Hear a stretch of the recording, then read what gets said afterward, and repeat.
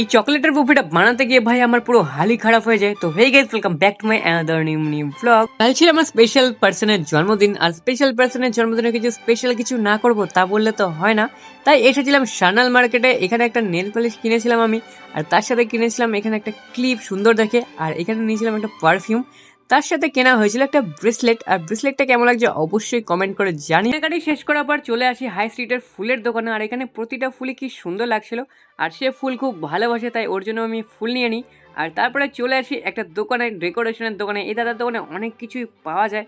তো সব কিছু কেনাকাটি করার পর চলে আসি এখানে চকলেট নিয়ে। চকলেট কেনার পর চলে আসি মঞ্জিনিসের দোকানে।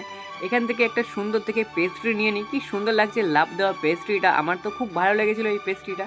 এবার কেনাকাটি শেষ করার পর ফাইনালি চলে আসি আমি বাড়ি। আবার এখান থেকে আমার শুরু হয় স্ট্রাগল, মানে আমি কোনোদিনও এরম টাইপের কিছু বানাইনি। তো এই হচ্ছে ফাইনাল লুক। এইগুলো হচ্ছে আমি নিয়ে এসেছিলাম কিনে, যেটা তোমাদের পুরোটা দেখানো হয়নি।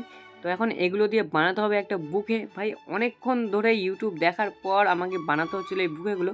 এই স্টিকগুলো দিয়ে এক একটা করে জয়েন করার পর ফাইনালি আমার তৈরি হয়ে যায়। ভাই অনেকক্ষণ সময় লেগেছিলো। তো যাই হোক, একটু তো এফোর্টস দিতে হয় প্রিয় মানুষের প্রতি।